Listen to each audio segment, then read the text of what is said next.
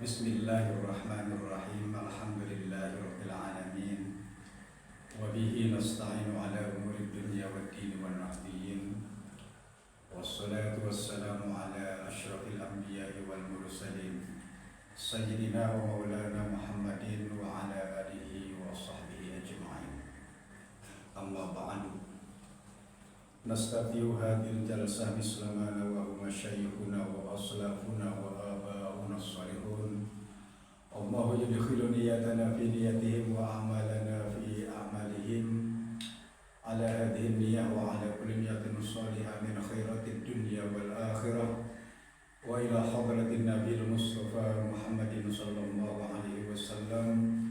Wa ila arwahi jami'i aba'ihi minal anbiya'i wal mursalin wa syuhada'i was salihin wa ali kullin wa ashabi kullin wa ila jami'ir ruqaba wal nuqaba wal mujaba wal abdal wal awtadi wal ghus wa ila arwahi jami'il awliya'il mutasarrifin khususan sultanul awliya Sa'abdul Qadir Jailani wa ila arwahi jami'il ulama'il amilin al mukhlisin ar-rasikhin fil ilmi wal yaqin. Wa nakhussu khususan li muassisi jamiyati Nahdlatul Ulama wa khususan li muallifi hadzal kitab syai'un lillahi lahumul Fatihah. A'udzu billahi minasyaitonir rajim. Bismillahirrahmanirrahim. Alhamdulillahi rabbil alamin arrahmanir rahim maliki yaumiddin. Iyyaka na'budu wa iyyaka nasta'in ihdinas siratal mustaqim. Siratal ladzina an'amta 'alaihim ghairil maghdubi 'alaihim waladdallin. Amin. Bismillahirrahmanirrahim. Muqaddimatun wa tamhidun. Pada malam hari ini, Majelis Wakil Cabang Nahdlatul Ulama Kecamatan Rengas Dengklok akan mencoba untuk memulai salah satu program yang sudah disepakati ketika musyawarah di Yayasan Mitra Karya. Di antara salah satu program kerjanya adalah untuk memasyarakatkan atau untuk memperkenalkan kepada lapisan masyarakat semuanya tentang aswaja ahli sunnah wal jamaah. Oleh karenanya, berdasarkan kesepakatan antara jajaran Suriah bahwasanya seminggu sekali akan dilaksanakan pengajian kitab kuning. Adapun kitab yang dikaji adalah kitab Risalah Ahli Sunnah wal Jamaah yang disusun langsung oleh muassis atau pendiri Nahdlatul Ulama, yaitu Raisul Akbar Kiai Haji Hasyim Asy'ari. Kiai Hasyim Asy'ari atau yang dikenal dengan Mbah Hasyim adalah seorang ulama yang sangat alim dan allamah. Beliau banyak sekali menyusun kitab. Nah, di antara kitab yang sering dikaji di kalangan pesantren adalah kitab Risalah Ahli Sunnah wal Jamaah. Kitab Risalah Ahli Sunnah wal Jamaah ini adalah salah satu kitab yang di dalamnya adalah untuk dijelaskan tentang apa itu sunnah dan bid'ah. Kemudian dalam kitab Risalah Ahli Sunnah wal Jamaah ini banyak sekali hal-hal yang sangat penting untuk diketahui oleh warga NU kaitannya dengan amaliyah-amaliyah yang biasa dilaksanakan sehari-hari, agar warga NU itu yakin bahwa setiap amaliyah yang dilakukannya memiliki dasar atau pijakan hukum. Nah, kitab Risalah Ahli Sunnah wal Jamaah ini yang saya akan baca di Muqaddimahi atau kata pengantarnya adalah beliau Kiai Haji Muhammad Isom Hadid. Kiai Haji Muhammad Isom Hadid adalah merupakan cucu dari Mbah Hasyim Asy'ari sendiri. Kita mulai saja muqaddimahnya. Bismillahirrahmanirrahim. Muqaddimatun wa tamhidun. Muqaddimatun ay hadhihi muqaddimatun wa tamhidun. Muqaddimah wa tamhidun lan dasari. Bismillahirrahmanirrahim. Bismillahi ngawit ngaji sapa ingsun kelawan nyebut asma Allah Ar-Rahmani dat kang paring welas asih ing dalam dunya lan akhirat, Ar-Rahimi dat kang welas asih ing dalam akhirat belaka. sengaja saya awali dulu dengan di logat ala pesantren, tabarukan kepada para ulama dulu ketika mengajar kepada para santrinya dengan menggunakan bahasa Jawa. Jawa Pegon atau cara memahami kitab kuning dengan sistem utawi iki iku itu awalnya adalah dipelopori oleh Mbah Soleh Darat Semarang. Beliau adalah ulama pertama yang menjelaskan bahasa Arab termasuk isi Al-Quran agar bisa dipahami oleh orang Indonesia, utamanya orang Jawa, dengan cara metode utawi iki iku. Sehingga ada kaidah fa utawi iki iku khobar opo sopo li fa'ilin fa'id dohar. Bismillahirrahmanirrahim. Hamdan wa tamjidan liman qala fi kitabihil mubin wa huwa asdaqul qailin walladzi arsala rasulahu bil huda wa dinil haqq liyudhhirahu 'alad dini kullih walau karihal musyrikun. Hamdan muji sapa ingsun kelawan muji temenan, wa tamjidan lan ngagungaken sapa ingsun kelawan ngagungaken temenan, liman marang dat qala kang wis ngandika sapa man fi kitabihi ing dalam kitabe man al jalili kang jelas. Bismillahirrahmanirrahim. Ketika memulai sesuatu yang baik, Nabi menganjurkan kita memulainya dengan bismillah. Rasulullah bersabda, kullu amrin dzibalin la yubda'u fihi bismillah fawal aqta. Setiap perbuatan yang baik tapi tidak dimulai dengan bismillah itu seperti binatang yang ekornya putus. Maksudnya kurang berkah. Kalau hewan ekornya putus kurang pantas, kurang sempurna. Begitu juga pekerjaan yang baik tetapi tidak diawali dengan bismillah adalah kurang sempurna, maksudnya kurang keberkahannya. Apalagi mengaji adalah sesuatu yang positif, yang baik, maka diawali dengan bismillah. Kemudian hamdan wa tamjidan. Hamdan muji sapa ingsun kelawan muji temenan. Saya memuji kepada Allah dengan memuji yang sesungguhnya. Wa tamjidan, dan saya mengagungkan Allah dengan sesungguhnya mengagungkan. Liman, pujian saya, kemudian rasa kagum saya diungkapkan liman terhadap orang. Nah, di sini limannya maksudnya adalah Allah, liman kepada zat qala yang telah berfirman fi kitabihi dalam kitabnya al-mubini yang jelas. Artinya puji senantiasa tercurah kepada Allah yang telah berfirman dalam kitabnya yang sangat jelas, wa huwa asdaqul qailin. Allah adalah zat yang ucapannya terjujur, sehingga di dunia ini hanya Allah Subhanahu wa taala yang ucapannya harus kita yakini kebenarannya. Wa huwa asdaqul qailin. Firman Allah, huwallazi arsala rasulahu bil huda. Allah adalah zat yang telah mengutus utusannya bil huda, dengan membawa petunjuk, wa dinil haq, dan agama yang benar.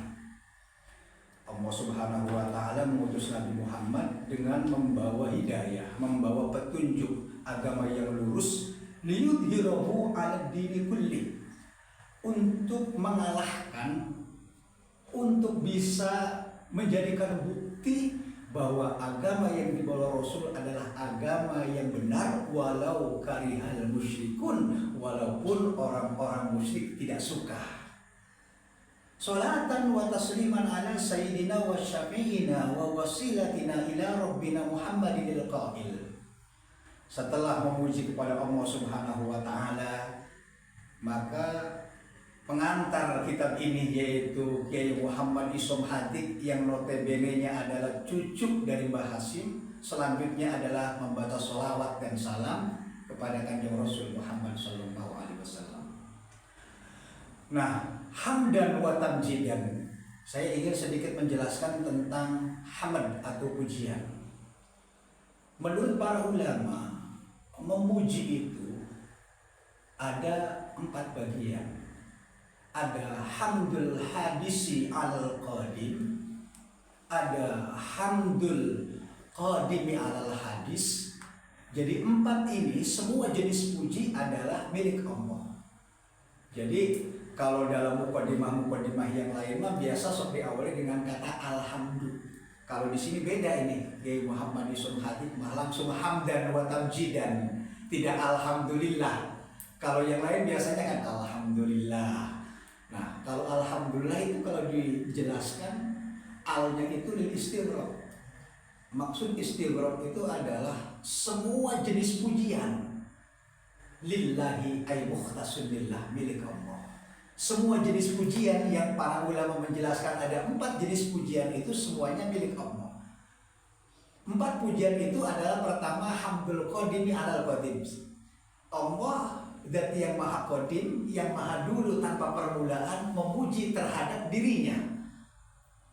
Ya, contoh dalam Al-Quran Allah berfirman ni'mal maula wa ni'man nasir, bahwa Allah adalah zat sebaik-baiknya yang layak untuk dijadikan sebagai tempat bersandar. Ini Allah berfirman dalam Al-Quran, berarti Allah memuji kepada dirinya sendiri. Apakah boleh Allah memuji dirinya sendiri? Ya sah-sah saja. Bukan satu kesombongan, karena kesombongan itu hanya milik Allah. Maka kita tidak boleh memiliki sifat sombong, karena sifat sombong adalah khusus milik Allah. Sehingga ketika Allah mengatakan ni'mal maula wa ni'man nasir, ya sah-sah saja, karena segala apapun di dunia ini adalah milik Allah. Itu hamdul qadim alal qadim, Allah memuji kepada dirinya.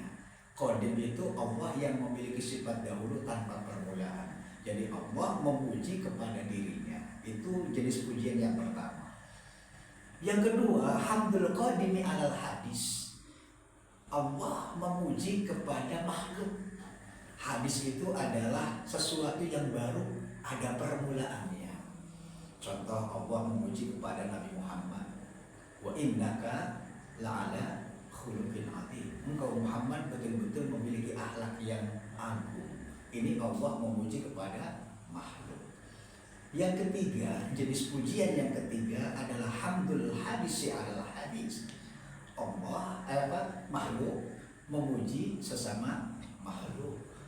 Contohnya adalah ketika saya bertemu dengan seseorang wanita yang cantik, gelis eta awewe teh. Nah, eta teh termasuk jenis pujian hamdul hadisi alal hadis. Ya, sama-sama memuji makhluk.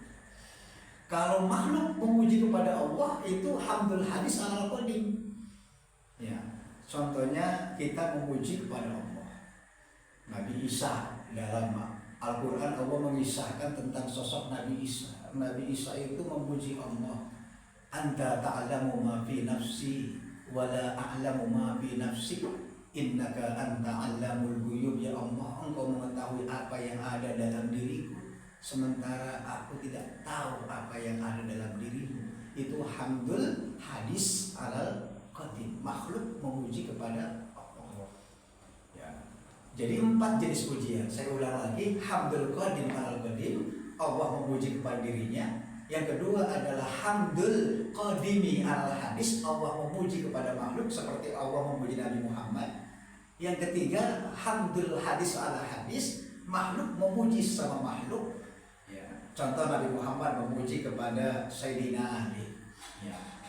Katakan Nabi Muhammad kepada Sayyidina Ali dalam sebuah riwayat, ya, andaikan ada nabi setelah aku, kata Nabi Muhammad, maka Sayyidina Ali yang akan menjadi nabinya. Itu kan satu pujian, makhluk memuji sesama makhluk. Nah, semua jenis pujian ini hakikatnya kembali kepada Allah.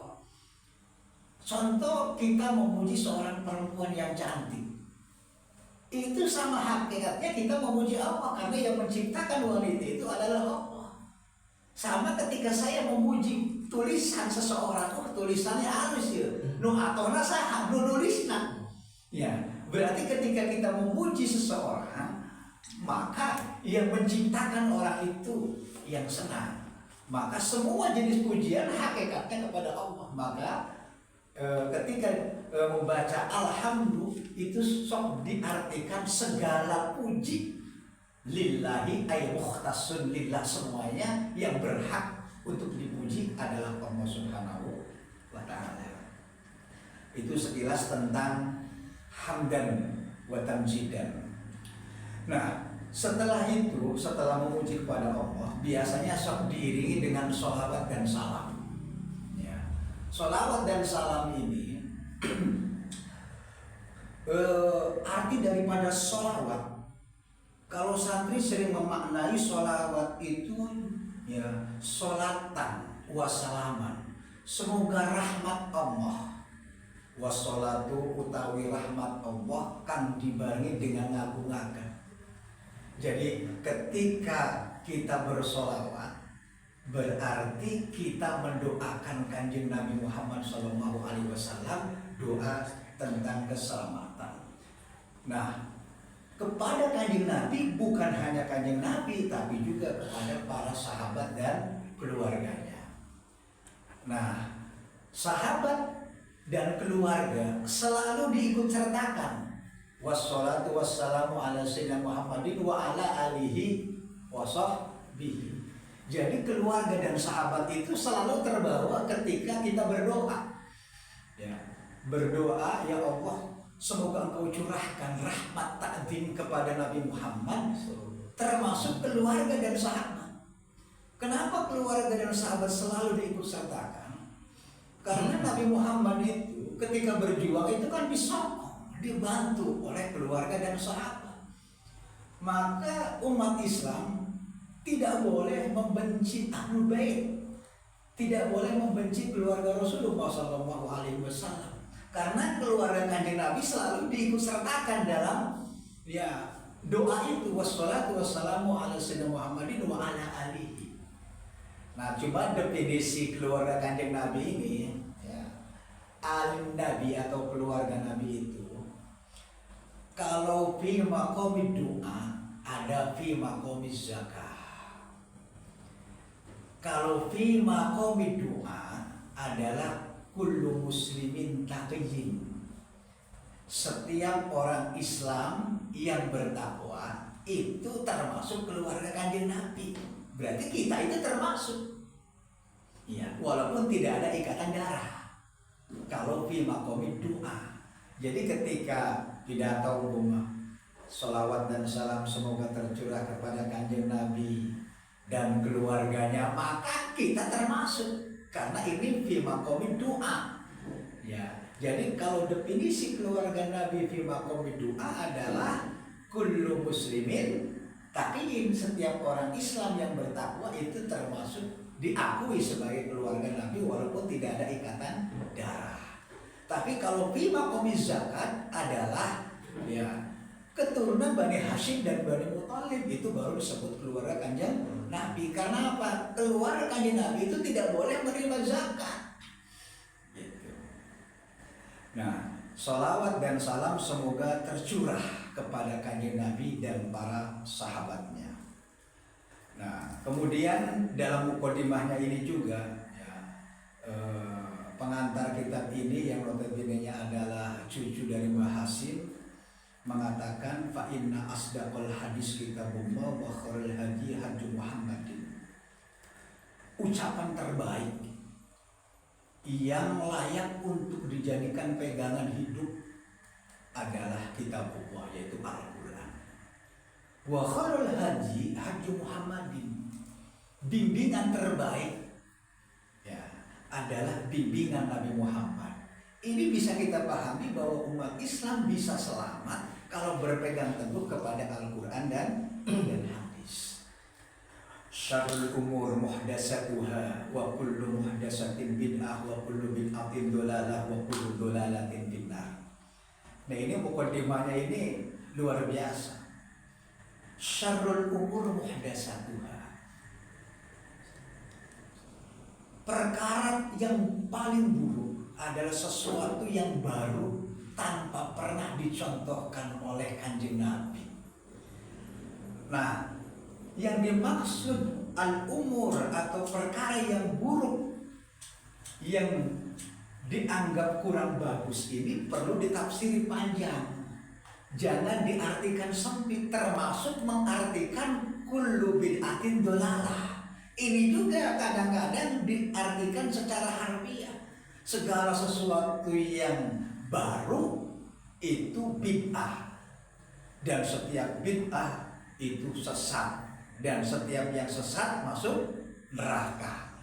Nah, ini memahami kata kullu muhdatsatin bid'ah, maksudnya adalah setiap perilaku atau amaliyah yang tidak ada dasar hukumnya, ya, tidak ada pijakan hukumnya, baik dari Al-Quran maupun hadis, itu baru dikategorikan bid'ah. Kalau berbicara sesuatu yang baru itu pasti bid'ah, dan bid'ah itu pasti sesat, dan sesat itu adalah pasti neraka. Amaliyah-amaliyah yang dilakukan oleh umat Islam, ya, banyak sekali yang baru, dan dulu para sahabat tidak mempermasalahkan. Contoh adalah pelaksanaan sholat tarawih yang 20 rakaat. Ini di zaman Nabi kan, Nabi waktu hidup 8 rakaat, ya. Tapi ketika Umar bin Khattab berijtihad bahwa sholat tarawih jumlahnya jadi 20 rakaat, apakah sahabat semuanya itu demo? Semuanya itu menyalahkan Sayyidina Umar bahwa Umar melakukan bid'ah dan Umar neraka? Tidak ada yang berani. Kenapa? Umar bin Khattab berijtihad bahwa sholat tarawih yang Nabi waktu Nabi itu 8 rakaat, kemudian beliau berijtihad menjadi 20 rakaat, itu berdasarkan pemikiran yang manfaat untuk umat. Nabi Muhammad itu kalau sholat sunnah, ya, sholat sunnah, apalagi sholat malam, itu jumlah rakaatnya tidak banyak Rasul itu. Tapi yang dibaca surat Al-Baqarah, Al-Maidah, Ali Imran, An-Nisa. Begitupun ketika sholat, namanya waktu Nabi mah bukan sholat tarawih, ya, Qiyamul Ramadan, ya itu. Nah, Nabi Muhammad itu ketika sholat tarawih 8 rakaat itu yang dibaca surat yang panjang-panjang itu, Al-Baqarah, Ali Imran, Al-Maidah. Nah, sehingga waktu di zaman Abu Bakar banyak sahabat yang tidak kuat, berdiri lama mengikuti Nabi dengan cara sholat Nabi yang berdiri lama karena bacaannya panjang, banyak yang tumbang. Iya, aduh, model orang ya aja ya. Ya, lamun kira-kira 8 rakaat tapi imamnya maca surat Al-Baqarah mulai udah jadi makmum baru banget. Nah, maka oleh Umar bin Khattab ini ada, saya bukan ngarang, dalam ya fikih sunnah, kitab fikih sunnah Sayyid Sabiq itu ada itu Tahrir Tasrih al-Islami. Jadi bagaimana kenapa itu sekarang itu ada yang sholat tarawih 20 rakaat. Jadi Umar bin Khattab itu ya berijtihad bagaimana caranya supaya pahala sholat tarawih sama dengan apa yang dilakukan Nabi, ya, tapi bisa diikuti oleh kita-kita yang fisiknya lemah, maka jumlah rakaatnya ya diperbanyak. Yang tadinya 8 menjadi 20, tapi yang dibaca adalah kuliah jengkulu. Makanya kan ya kaifiyah atau tata cara salat tarawih di kita ya itu ya dari mulai pertamanya adalah kuliah ayyuhal kafirun sampai dengan An-Nas yang pendek-pendek. Insya Allah kuat walaupun 20 rakaat tapi berdirinya tidak lama. Nah, ini ijtihad dari Umar bin Khattab, tidak pernah dilakukan oleh Nabi. Nah, apakah para sahabat dulu itu menganggap Umar melakukan bid'ah? Umar bin Khattab melakukan sesuatu yang sesat dan Umar itu finnar? Tidak ada yang berani, karena para sahabat itu sepakat itu boleh. Maka ya dalam ajaran ahli sunnah wal jamaah, kita bukan hanya berpegangan kepada Al-Quran dan hadis, tapi juga ijma. Nah, maksud ijma itu ijma sahabat. Kalau sahabat sepakat tidak masalah, ya ikuti. Termasuk diantaranya adzan sholat Jumat 2 kali. Itu juga termasuk sesuatu yang awalnya bermula di zaman Utsman bin Affan. Di zaman Nabi sholat Jumat itu adanya sekali, berdasarkan satu kepentingan ya, agar umat Islam laki-laki itu mungkin barangkali adzan pertama belum terdengar, adzan lagi, jadi lil maslahat. Jadi sekali lagi, tidak segala sesuatu yang baru yang tidak dicontohkan oleh Nabi itu kemudian dikategorikan bid'ah, dan bid'ah itu sesat kemudian neraka ya. Yang dimaksud dengan bid'ah ya, yang dilarang oleh Rasulullah kalau tidak ada dasar hukumnya ya. Para pemirsa semuanya yang dirahmati oleh Allah Subhanahu wa taala, mungkin itu saja sebagai mukadimah. Nanti masih ada beberapa penjelasan ya tentang kata pengantar dari Kiai Haji Muhammad Yusuf Hadid. Jadi kita penting dulu membaca tentang mukadimahnya, karena mukadimah itu adalah salah satu pintu gerbang untuk memahami isi kitab. Biasanya ya, kalau kita paham mukadimahnya, insya Allah isi kitabnya juga paham. Apa yang ada dalam kitab Risalah Ahlussunnah wal Jamaah nanti akan dibahas ya, isi dan kandungannya dalam mukadimah pertemuan berikutnya. Mungkin itu saja, mudah-mudahan manfaat, barokah, dan bisa istiqomah. Amin. Wallahul muwaffiq ila aqwamit thoriq. Wassalamualaikum warahmatullahi wabarakatuh.